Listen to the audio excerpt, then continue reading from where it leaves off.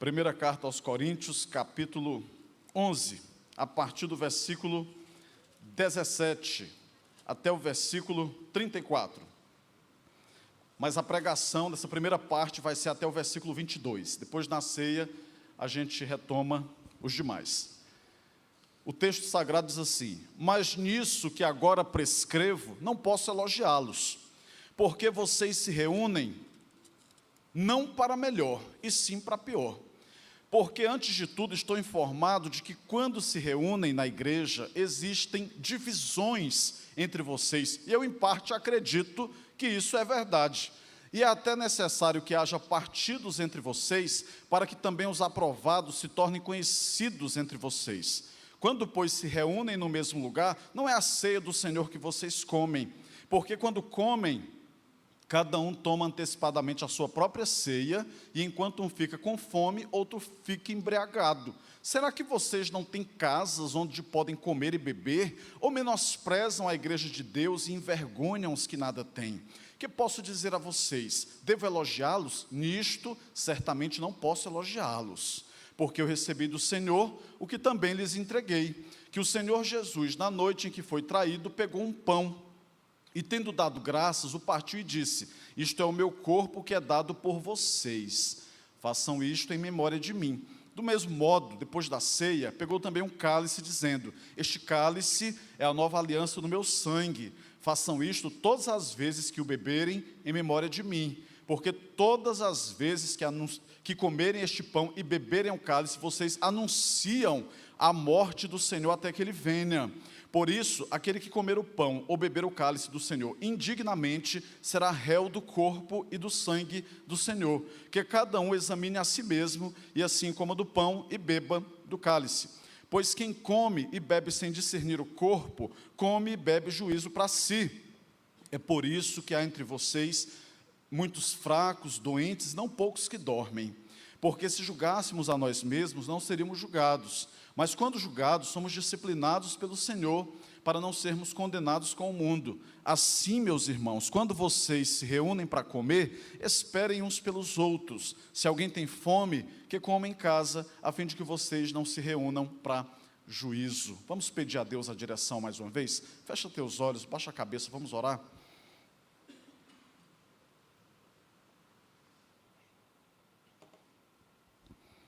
Nosso Deus e Pai, muito obrigado, Senhor, porque estamos aqui diante da Tua palavra santa, infalível, palavra viva, e por ela, ó Deus, pedimos a superintendência, a direção absoluta do Teu Espírito Santo, que o Senhor nos conduza, ó Deus, por todas as veredas que essa pregação vai seguir, que todos os caminhos, ó Deus, apontem para Jesus Cristo, e que todos os caminhos, ó Deus, dessa pregação apontem para o Teu propósito, para as nossas vidas. Em nome de Jesus, derruba, ó Deus, as escamas dos nossos olhos e faça raiar sobre nós a luz da Tua palavra, do Teu Evangelho, que o Senhor descortine para nós, ó Deus, o resplendor da Tua majestade, que todos os propósitos do Senhor para nós se cumpram, sem que nenhum venha a faltar. É a oração que fazemos em nome de Jesus, amém. Vamos seguir hoje como pregação expositiva sequencial, versículo por versículo. Sempre eu vou alternar mensagem temática, tópica, biográfica. Hoje vai ser uma mensagem, um sermão expositivo sequencial. É um dos que eu prefiro pregar. O texto diz, 17: mas nisso que agora prescrevo, não posso elogiá-los, porque vocês se reúnem não para melhor, e sim para pior. Meu Deus do céu, poderia parar aqui, porque só isso aqui já foi uma escovada na cara dos coríntios, mas também é na cara de todos nós. A gente tem que botar a mão na consciência, tem que parar e refletir e entender se este tempo que nós estamos caminhando para a igreja, que nós dizemos a plenos pulmões que somos cristãos, que pertencemos a Cristo, que seguimos a palavra, que seguimos o Evangelho, se isso realmente tem gerado impacto na nossa vida, se realmente está compensando você fazer parte deste corpo espiritual que chamamos igreja, se realmente tem feito diferença fazer parte desta família chamada igreja, da qual você faz parte, que você compõe, porque o grande perigo não simplesmente nós estagnarmos, ficarmos paralisados, não avançar nem um centímetro, nem um milímetro sequer. Mas às vezes o perigo é até mesmo retrocedermos. E por mais que isso pareça um completo absurdo, porque você pode pensar assim, pastor, é impossível. Como é que alguém vai para a igreja? Como é que alguém vai ler a Bíblia? Como é que alguém vai orar? Como é que alguém vai participar de pequeno grupo, de classe de EBD, e essa pessoa vai ficar pior? É claro que é possível, o texto bíblico está falando exatamente sobre isso. Esse texto, irmãos, ele não foi escrito para descrentes. Esse texto não foi escrito para ímpios e pagãos. Ele foi escrito para homens e mulheres de Deus. E o que Paulo está dizendo é que vocês estão se reunindo e não está sendo para melhor, está sendo para pior. Deus que nos defenda disso aqui. Que história é essa? Como é que a gente vai religiosamente, semanalmente, nos dedicarmos a participar de uma comunidade eclesiástica, de uma igreja, e com o passar do tempo, ninguém vai ver melhoras em nós? Vai ver, pelo contrário, decadência, retrocesso. Vai ver que a gente está com a síndrome de caranguejo caminhando para trás. Isso não pode acontecer, mas se não tivermos cuidado, acontece. De tempos em tempos, nós temos que parar e temos que fechar para balanço.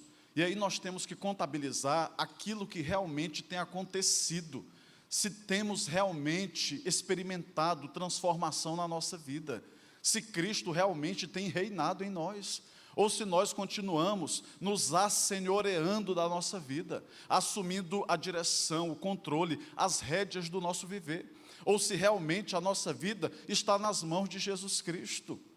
O cantor popular do Brasil dizia assim, não adianta ir para a igreja rezar e fazer tudo errado. É verdade, não adianta você ir para a igreja orar e fazer tudo errado. Hoje as pessoas, elas estão se enfadando de simplesmente ouvir os outros balbuciarem o nome Jesus, Cristo, eu sou de Cristo. O que elas querem ver mesmo é Cristo em nossa própria vida. Não adianta nós colocarmos um portal em cada uma das entradas de Balsas, quem vem de Riachão, quem vem de Mangabeiras, quem vem de Ribeiro Gonçalves, quem vem de Alto Parnaíba, botar assim, Balsas é do Senhor Jesus. Mas em cada metro quadrado você ter manifestações de domínio do mal, e não ficar claro que realmente é o Senhor quem reina, quem domina na cidade. Não adianta pegar uma camiseta e estampar o desenho de uma cruz, um pingente. Não adianta uma tatuagem com a cruz, se ela não reflete o impacto que o sacrifício de Cristo na cruz, do Calvário, tem e gera na tua vida. Paulo está chamando a atenção para isso. Essa igreja foi uma das igrejas que Paulo pastoreou, e ele escreve essa carta para ela, escreveu cerca de 13, e ele está escrevendo uma carta para uma igreja dificílima. Pensa numa igreja, irmãos, que estava difícil de ser aprumada, era um cavalo arisco e arredio, muito difícil, indomável. Então essa era uma igreja recheada, o tutano dela, o miolo dela, era confusão. Então era uma igreja que tinha sectarismo, era uma igreja que tinha partidarismo, era uma igreja que tinha imoralidade no seu seio, em seu meio, mas de maneira incoerente e irônica, era a igreja que se achava mais espiritual. Então eles diziam assim, nós somos pneumáticos, pneuma, espírito, nós somos pneumáticos. Paulo diz, negativo, vocês são sarknós, no grego, sarx, carne, sarknós, vocês são carnais. Por quê?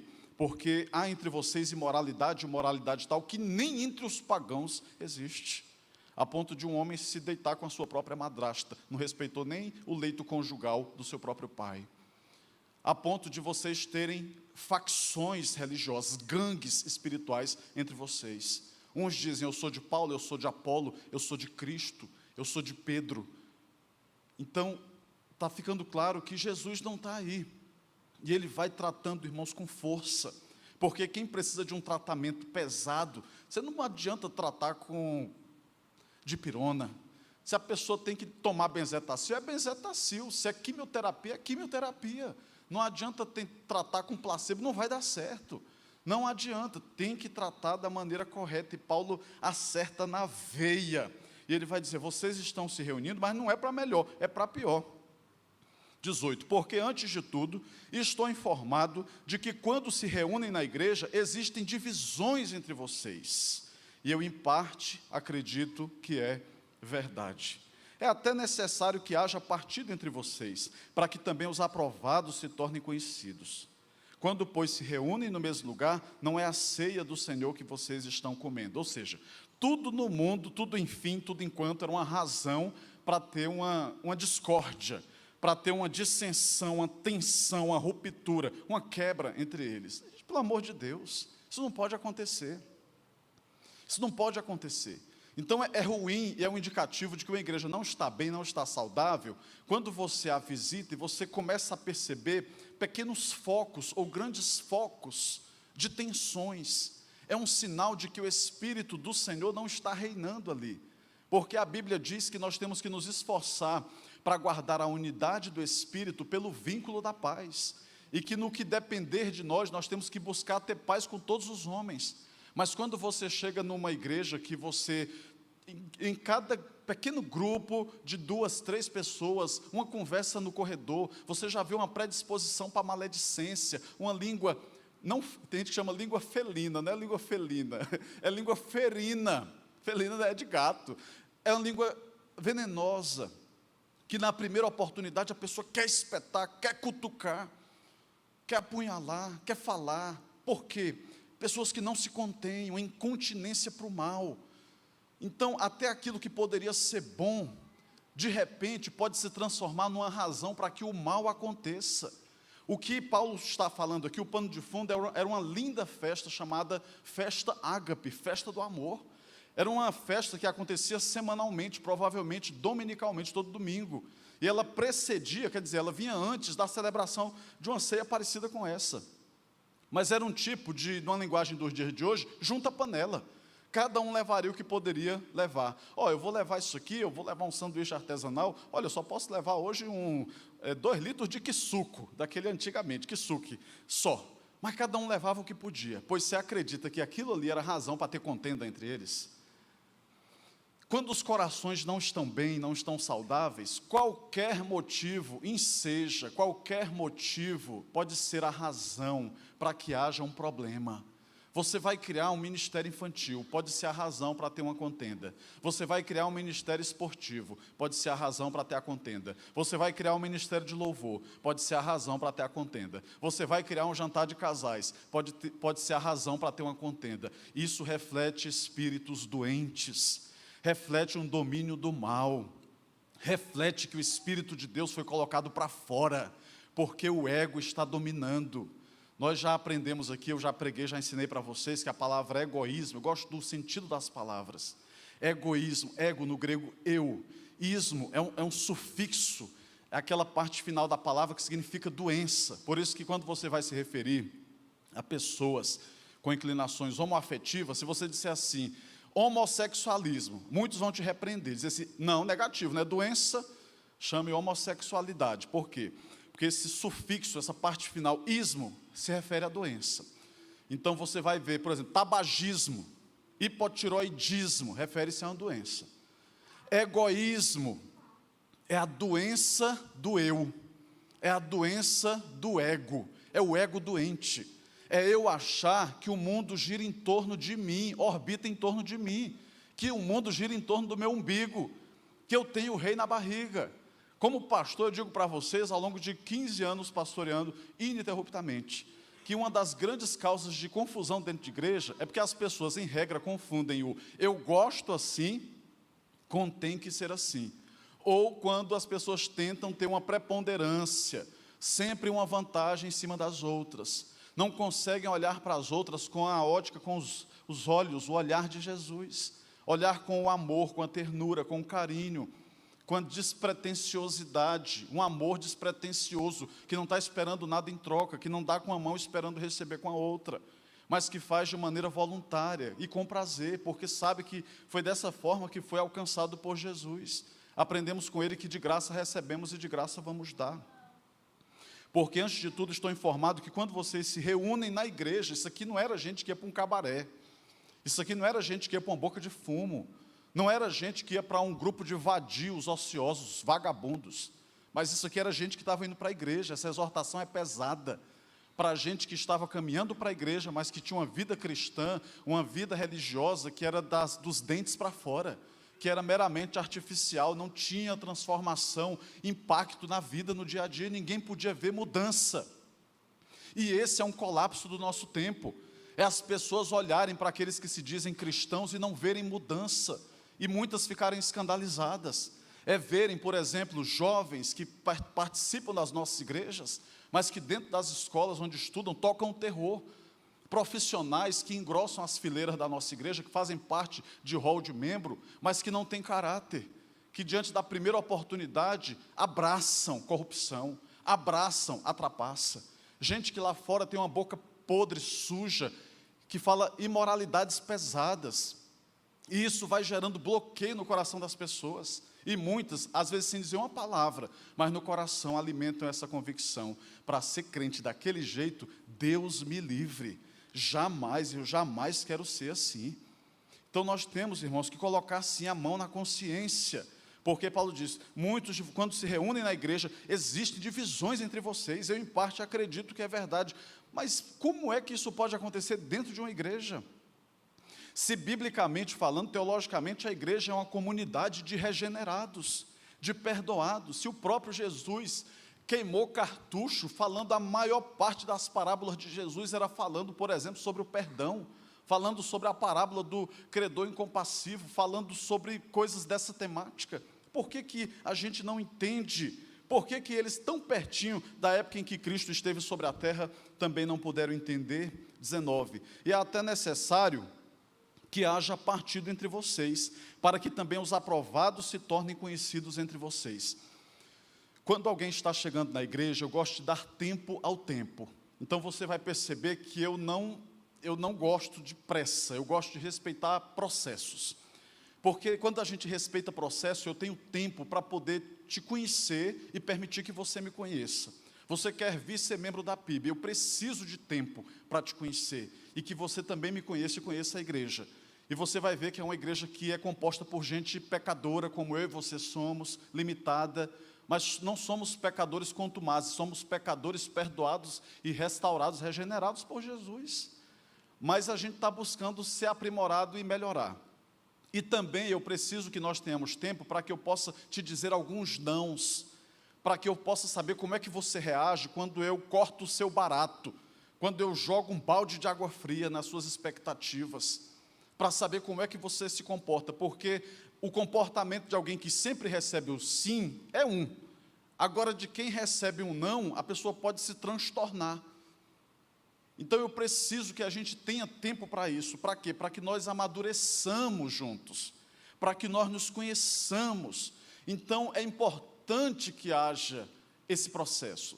Quando a gente pensa, por exemplo, em bebida alcoólica, taxativamente eu sou contra. Se você perguntar, pastor, biblicamente falando, teologicamente, a Bíblia proíbe, eu tenho que ser sincero com você e dizer que não. Mas a Bíblia também não proíbe cocaína, você está entendendo? Mas a Bíblia tem princípios.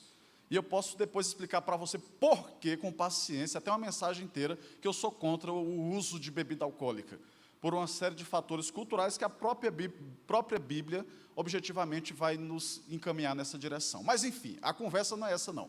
Eu quero chegar no ponto para dizer para você o seguinte: de 1000 desvantagens que a bebida pode ter, pelo menos uma ela tem. Quando o álcool entra, a verdade sai. Muita gente que às vezes consegue se conter, represar uma personalidade, quando fica embriagada, mostra um temperamento que ninguém conhecia, uma natureza e personalidade que ninguém conhecia, e assim acontece. Outra coisa, a gente já ouviu falar que o poder também revela quem são as pessoas. Quantas pessoas que são como cordeirinhos dóceis, mas na hora que elas têm acesso ao poder, elas se transformam, elas ficam irreconhecíveis. Então o que Paulo está dizendo no 19 é basicamente isso: é até necessário que haja partido entre vocês, para que também os aprovados se tornem conhecidos. É importante que às vezes aqui e acolá tenha um pipoco. Para quê? Para que a gente conheça a personalidade de cada um, para saber quem é que se levanta como discípulo de Jesus Cristo, que é da turma do deixa disso. Rapaz, deixa disso. Calma, rapaz, que euforia é essa, meu irmão? Tu está igual um búfalo selvagem da ilha do Marajó, lá no Pará. Calma, respira. Ou aqueles que vão apagar o fogo jogando combustível, jogando querosene, jogando madeira para atear o fogo ainda mais, para provocar combustão. É até importante, irmãos, que haja aqui e acolá algum tipo de situação como essa, Paulo está dizendo, para que o caráter espiritual de cada um se torne conhecido, para que nós saibamos realmente quem pertence a Cristo e quem é aprovado ou não. A reação é diferente.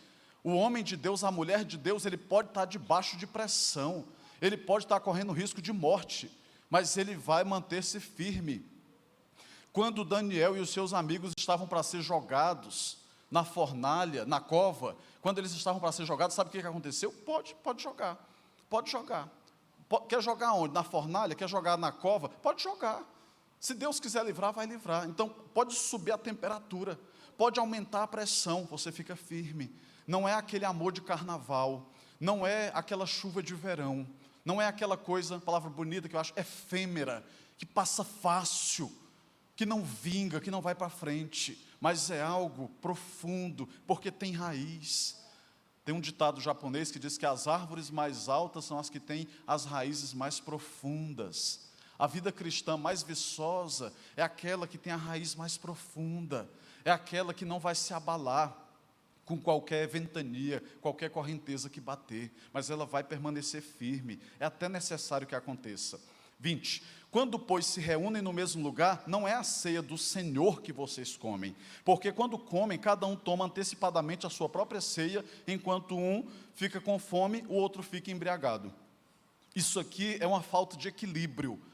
Um termo jurídico muito usado é equidade. Não tem equidade, não tem.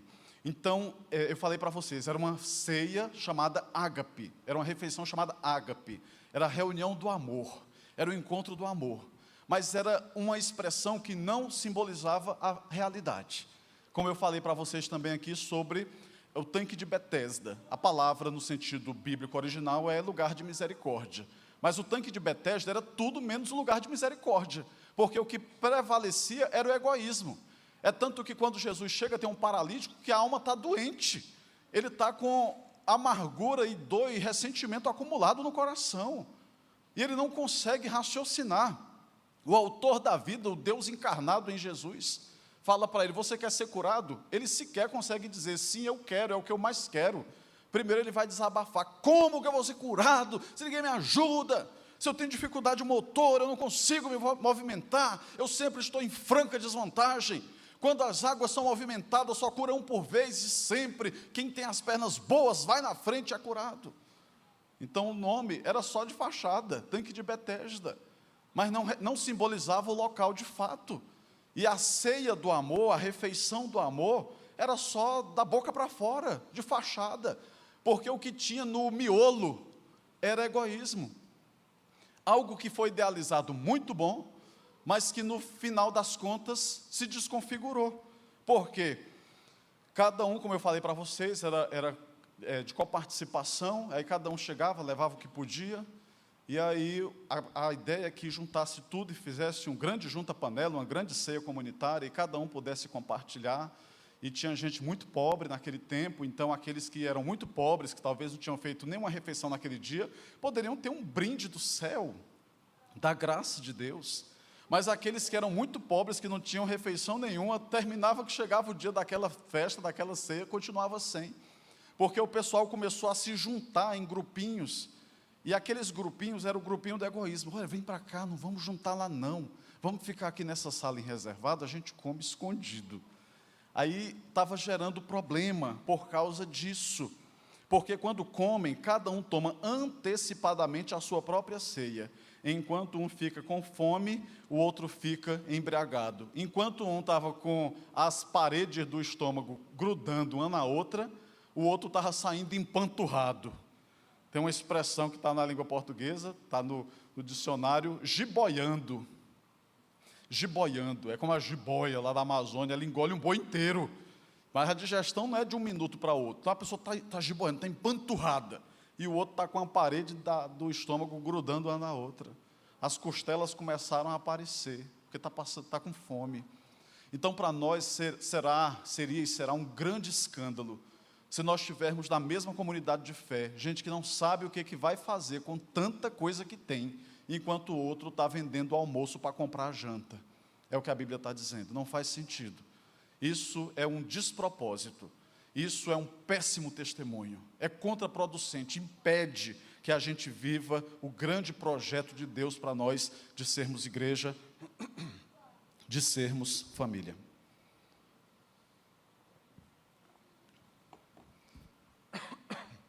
(22) 22. Tem que ter paciência, porque eu preguei 4 mensagens esses dias. Será que vocês não têm casas onde podem comer e beber, ou menosprezam a igreja de Deus e envergonham os que nada têm? Que posso dizer a vocês? Devo elogiá-los? Nisto certamente não posso elogiá-los. Olha, para quem está chegando aqui na PIB agora, eu quero dizer para vocês que meu modelo de pastoreio é igual ao apóstolo Paulo. Então eu sou brincalhão, pensa num homem divertido, ninguém diz, o pessoal não imagina que eu lavo louça, eu lavo roupa, eu passo roupa, Milka me explora, estou brincando, Milka, não tem nada disso não, mas eu faço, irmãos, eu ajudo, é minha obrigação. Mas tem gente, uma vez uma ovelha me disse, pastor, eu não lhe vejo, eu não imagino você lavando louça. Pois vai lá em casa todo dia, que você vai ver, ligo lá meu celularzinho, ouvindo mensagem, uma música, e vou lavando. E aí tem gente que não imagina que este pastor, gente boa, é duro, irmãos. É duro. Então, muitas vezes eu vou falar coisas que você não vai gostar de ouvir, mas se você precisar ouvir, você vai ouvir, porque é por amor que a gente precisa fazer isso. Você precisa ter na sua vida gente que não tenha medo de te perder, que não tenha medo que você vá embora. E aqui, eu como pastor, eu sou exatamente assim. Se você chegar para mim e dizer assim, pastor, eu estou indo embora daqui, aconteceu algum problema? Não. Você orou, orei, está em paz, estou, Deus te abençoe. Eu não posso segurar ninguém. Agora, se você chegar e disser, eu vou embora porque você botou o dedo na minha ferida, você pregou uma coisa que não era para pregar, e etc e tal. Um dia em Braslândia, eu pregando a mensagem, mês da família, e aí caiu numa temática sobre divórcio, e uma senhora que era divorciada, essa mulher, meus irmãos, só não me bateu porque eu não quis deixar na hora. Como é que você faz isso? É um absurdo, você não se importa com quem divorciou e não sei o quê. Sim, minha patroa, e o que é que eu faço agora? Eu rasgo essa Bíblia aqui, ou eu me torno fiel e prego o conteúdo dela. Paulo, ele não tinha compromisso com o ego de ninguém. Paulo, ele não tinha compromisso com absolutamente nada fora do propósito de Deus para a sua vida. Ele era compromissado em ser um servo fiel, e ele escreve na palavra, o que se requer dos dispenseiros é que sejam achados fiéis. Você já pensou uma palavra dura como essa, 22? Será que vocês não têm casa onde podem comer e beber? E vocês ficam fazendo esse papelão ridículo aqui, algo que era para ser bonito, uma festa bonita, está virando uma farra, um fim de feira, porque vocês não conseguem olhar para os outros com amor. Palavra dura, irmãos. Essa palavra aqui não é mole não, e essa aqui não foi a mais dura que ele disse não. Teve uma vez que Paulo escreveu na carta aos Coríntios, eu agradeço a Deus, porque eu não batizei nenhum de vocês. Se eu dissesse isso aqui, no dia eu estava até processado. Eu agradeço a Deus que eu não batizei nenhum de vocês, mas quem fala o que ele fala, irmãos, fala com amor, porque se você deixar, a tendência natural do homem, do ser humano, é realmente se afastar do modelo bíblico, é se afastar da cruz. É por isso que Deus nos dá a liderança, é por isso que Deus deu para o pastor, deu uma vara e deu um cajado. A vara, a ponta da vara, ela serve para açoitar e espantar o lobo, mas o cajado serve para passar no pescoço da ovelha e puxar para perto. Sai daí, tu está te aproximando de um arbusto, pensando que isso aí é a coisa mais deliciosa do mundo, mas você vai comer erva daninha, que vai te intoxicar, vai te matar. Daqui a pouco você está espumando pelo canto da boca e vai cair tremendo, porque você vai se envenenar, vai vir para cá. Então muitas vezes a gente tem que estar usando a vara e tem que usar o cajado, mas é para o teu bem. É para o teu bem. Então quem está falando o que ele está falando não é, eu usei essa expressão domingo passado, um diplomata gospel. Não, está tudo bem, não tem problema não. Tem problema sim. Tem problema sim. Paulo está dizendo, será que vocês não têm casa onde podem comer e beber? Ou menosprezam a igreja de Deus e envergonham os que nada têm? Precisamos de sentinelas de gente que se comporte como um guardião do Evangelho, para saber, será que nós estamos andando de acordo com a Escritura? Será que como igreja que está sonhando em que seja uma igreja para a pessoa ser e pertencer a essa igreja, ela está realmente vivendo de acordo com a vontade e com os propósitos de Deus? Ou ela está se afastando do propósito original do seu Criador? Será que isso está acontecendo? 23. Aí vai entrar na parte que é da ceia. Porque eu recebi do Senhor o que também lhes entreguei. Que o Senhor Jesus, na noite em que foi traído, pegou um pão e, tendo dado graças, partiu e disse: isto é o meu corpo que é dado por vocês. Façam isto em memória de mim. Aí pula para o versículo 29. Pois quem come e bebe sem discernir o corpo, come e bebe juízo para si. É por isso que há entre vocês muitos fracos, doentes e não poucos que dormem. Porque se julgássemos a nós mesmos, nós não seríamos julgados. Mas quando julgamos, somos disciplinados pelo Senhor, não para sermos condenados com o mundo. Assim, meus irmãos, quando vocês se reúnem para comer, esperem uns pelos outros. Se alguém tem fome, que coma em sua casa, a fim de que vocês não se reúnam para juízo. Quanto às demais coisas, eu as ordenarei quando for aí. Então Paulo dá um diagnóstico pastoral. Ele fala para aquela igreja assim: o comportamento de vocês simplesmente confirma o que todo mundo já sabia. É por isso, por comportamentos como esse de egoísmo, que há entre vocês muitos fracos, muitos doentes e não poucos que dormem. Quer dizer, tinha muita gente precisando de tratamento. Eu aprendi com um pastor presbiteriano, pastor Hernando Dias Lopes, quando alguém pergunta assim: como é que está a igreja que o senhor pastoreia? Ele diz que tem uma resposta. Antigamente dizia assim: ou está bem ou está mal. Hoje ele diz assim: olha, a igreja vai muito bem, obrigado, a igreja vai mais ou menos e a igreja vai muito mal. Porque numa mesma igreja você tem realidades espirituais diferentes. Como dizem os irmãos pentecostais, tem gente que está tocando o manto, tem gente que está muito bem espiritualmente, em um nível bom de maturidade, de experiência com Deus, de conhecimento e aprofundamento na Escritura, comunhão, vida devocional espiritual. Tem gente que está cambaleando, mais ou menos, e tem gente que está muito mal. Então Paulo está dizendo: é por isso que há entre vocês, na igreja dos Coríntios, muitos fracos, muitos doentes e não poucos que dormem. E nós precisamos, irmãos, ter um olhar caridoso, generoso e amoroso para alcançarmos essas pessoas. E sabermos se nós não estamos sendo muitas vezes a causa da tristeza e do abatimento, do esfriamento espiritual. Agora, eu sempre peço também como pastor que você tenha dentro do seu coração um senso de justiça. Por quê? Porque lá fora a gente aguenta tudo. Lá fora, por exemplo, em nosso trabalho, se um trator de esteira passar por cima, a gente depois espana a poeira, levanta e trabalha. Aqui, se um mosquito pousar no braço, a pessoa quer botar azedo no chantilly, aí não tem condições. Pelo amor de Deus. Lá fora a pessoa enfrenta assédio moral no trabalho, assédio sexual, a mulher está com cólica, toma Atroveran, levanta, lava o rosto, maquiagem, vai trabalhar. Aqui, se der um chuvisco, um sereno, a chuva do caju, eu acho que eu não vou hoje não, porque isso aqui pode dar até uma coqueluche, pelo amor de Deus.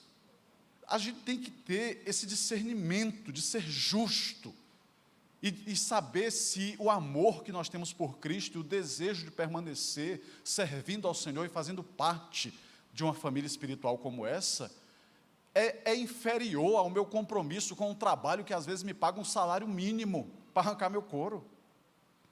Porque às vezes as pessoas, irmãos, honram mais e são mais fiéis a Mamon, que é o Deus do dinheiro, do que a Jesus Cristo. Porque por amor a Jesus, a gente não faz quase nada, a gente não enfrenta nada, não aguenta nada, fica emburrado, se encurrala ali, fica sozinho, abate, entristece, não quer perseverar. Quantos de nós vamos ter as costas, o couro grosso, de tanto que a gente já apanhou da vida? Todo mundo. Se a gente sentar aqui, cada um vai ter testemunhos que são mais testemunhos do que qualquer coisa, porque todos nós, de alguma forma, já fomos sequelados em experiências de vida religiosa. Eu preguei hoje lá em Paraibana e contei uma experiência de ter ouvido o pastor João Emílio Cutts, um dos pastores que eu sonho trazer aqui para pregar, da PIB de Irajá, no Rio de Janeiro, excelente pregador.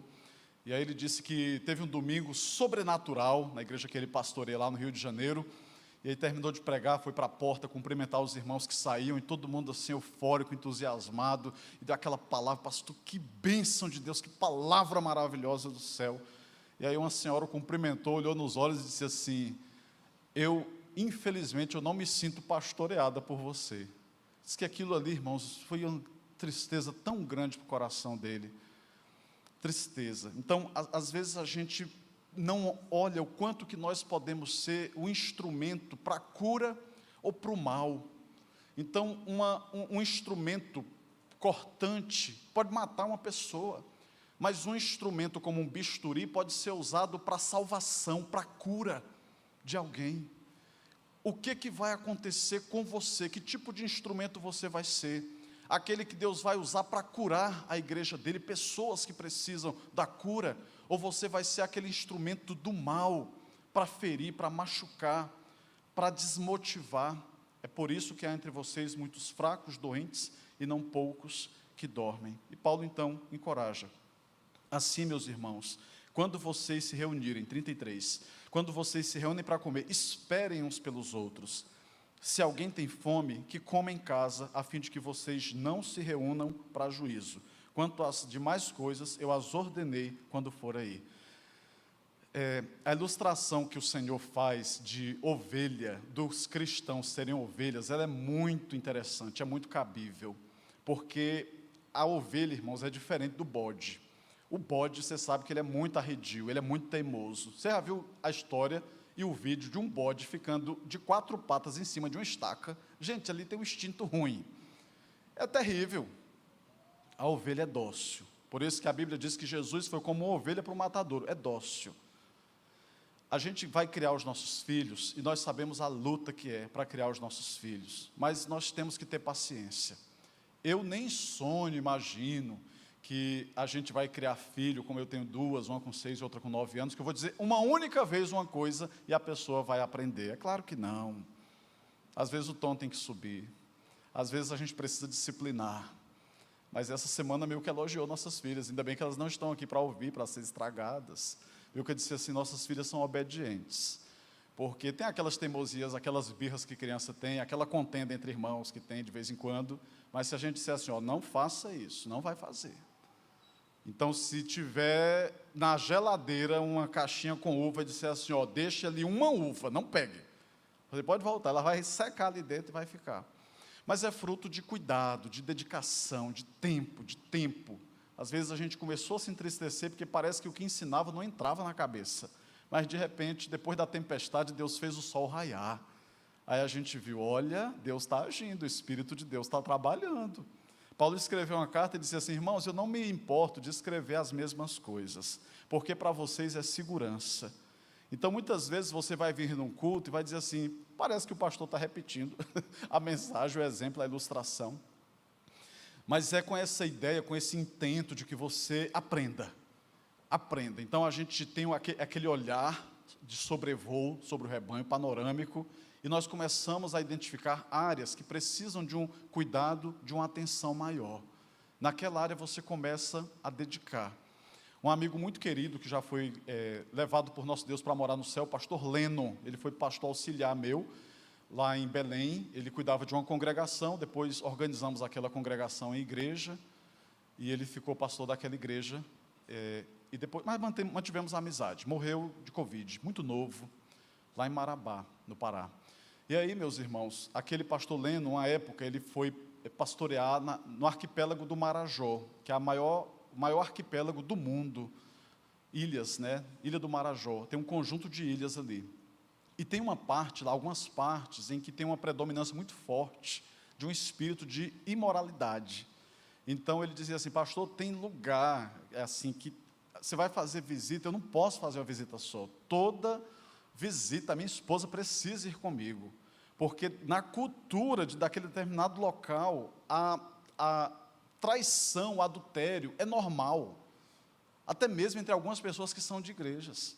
Então você imagina, você olha para um contexto como esse, você já sabe que ali você tem que entrar com força, que é uma tecla que você vai ter que bater com força, e é exatamente o que Paulo está fazendo. Então sempre nós vamos olhar e também dentro da cultura preventiva, mesmo áreas que não são tão urgentes, a gente vai ensinar de maneira preventiva.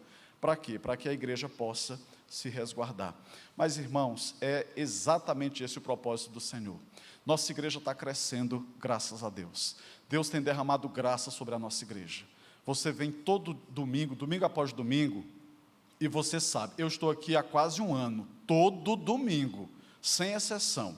Você pergunta assim, quem aqui é convidado? Está vindo a primeira vez? Todo domingo tem gente. Nossa igreja não vai demorar de ter 1000 membros. Quando a igreja cresce, existem dores que são dores naturais do crescimento, desgastes que são naturais. A própria igreja neotestamentária aconteceu isso. Quando você lê Atos 5, 6, você vê a instituição dos diáconos. Por quê? Porque a igreja começou a crescer muito e os apóstolos não estavam dando conta. Então, à medida que a coisa vai complexificando, você precisa tomar alternativas. Então, o que eu quero pedir para você sempre? Olhe com generosidade para uma igreja que está crescendo. Seja solidário. Chega para a gente e diz assim, pastor, tem coisa aqui que eu estou percebendo que já não está tão bom quanto eu conheci. Então, antigamente a gente chegava aqui como um convidado, o cuidado era maior, a atenção é maior. Eu já estou entrando aqui, tem 5 domingos, ninguém fala comigo. Eu disse, meu amigo, você já está na fase que tem que ajudar a cuidar de quem está chegando, pelo tempo que você está aqui. Então, é nesse sentido. As dores do crescimento vêm. Pastoreei em Brasília, e ali uma ovelha muito querida chegou para mim e disse assim, pastor, nosso filho chama Mateus, ele estava sentindo muitas dores no corpo, e aí tinha convênio médico, fizemos um monte de exame, não detectou nada. E aí a especialista lá falou assim, essas dores são do crescimento, seu filho está crescendo rápido, e isso aí está gerando algumas tensões em articulações, nervos, é natural. A gente fez uma varredura completa, nós temos um catatal de exame na mão, seu filho não tem problema nenhum, são dores do crescimento, Então, que você fique atento, tanto no sentido de ser instrumento de Deus, para ajudar a tua igreja a crescer saudável, e também tendo sempre o cuidado, para nunca ser um instrumento do mal. Eu estou te autorizando publicamente, se você encontrar, que você dificilmente vai encontrar, mas se Deus nos livre encontrar uma rodinha de maledicência, uma dupla que seja, de futrica, fofoca, chegue e diga assim, eu não tenho condições de ficar aqui, eu vou dar um passo para trás, eu preciso me retirar. Ou então, se você estiver assim mais animado no dia, eu repreendo esse mal aqui em nome de Jesus Cristo. O pastor me autorizou, dia 1º de junho, ele me deu autoridade, ele me investiu de autoridade, para que debaixo da autoridade do nome de Jesus, eu repreendesse aquilo que faz mal. Como pastor, eu posso dizer para vocês, que isso que afetou a igreja de Corinto, foi muito ruim, mas como pastor, eu posso dizer que, por experiência de 15 anos pastoreando ininterruptamente, uma das coisas que mais fazem mal para uma igreja, são os pecados da língua. Não é só gravidez fora do casamento, não é isso ou aquilo. Pecados da língua. Então eu quero te encorajar a ser daqueles que vão chegar e vão eliminar o mal. E que não vão emprestar ouvidos e nem a língua para o mal. Por quê? Porque Deus está derramando graça sobre nós. E cada vez que o Senhor derrama graça sobre uma igreja, ela tem a obrigação de orar triplicado ou mais do que isso. Porque ela vai com certeza ter muitas investidas para que ela não avance. Então você não tem noção do quanto que essa igreja, nossa liderança, trabalha durante a semana para fechar todas as possíveis brechas que o inimigo poderia encontrar para tentar gerar descredibilidade nessa igreja, para tentar gerar semeadura do mal, porque o plano que Deus tem para essa igreja, meus irmãos, é um plano sobrenatural. Deus está levantando a nossa igreja como um facho de esperança no sul do Maranhão. O sul do Maranhão, a redenção dele não depende da eleição que vai ter ano que vem, depende da igreja de Jesus Cristo, que é uma igreja corajosa. É por meio da igreja de Jesus Cristo que vai vir a redenção da nossa terra, e nós estamos apostos para isso. Todos os dias que eu acordo, eu bato continência para o meu general, para o meu Senhor e Salvador Jesus Cristo. Eu digo, Senhor, aonde que nós vamos trabalhar, meu Pai? O que o Senhor quer que a gente faça? Estamos aqui ao teu dispor. Se você crê nisso, junte-se a nós e venha viver, ser e pertencer a essa igreja de Jesus Cristo. Amém? Louvado seja Deus.